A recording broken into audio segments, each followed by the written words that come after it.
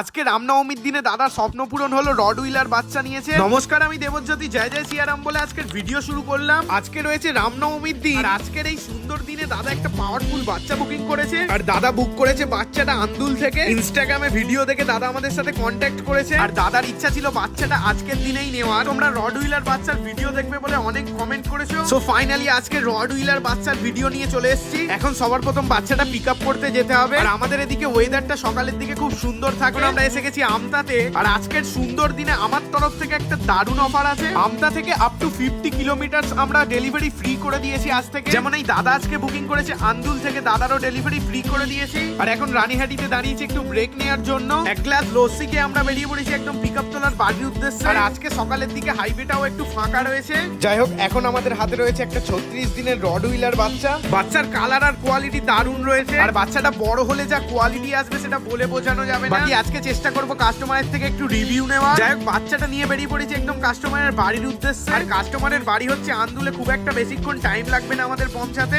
আর এটা তোমরা অনেকেই জানবে যে এটা হচ্ছে অঙ্কুরহাটির ইন্ডিয়ান হাট। এই সাইডটাই মেনলি অঙ্কুরহাটির হাটটা বসে। মোটামুটি 10 মিনিট গাড়ি চালানোর পর আমরা চলে এসেছি একদম কাস্টমারের বাড়িতে। বাচ্চাটা প্রচুর অ্যাক্টিভ রয়েছে, রিভিউটা জেনে নেবো। আজকে একটা বাচ্চা ডেলিভারি দিতে হচ্ছে, হোম ডেলিভারি। তো দাদা এই জায়গাটা কোথায় বলো?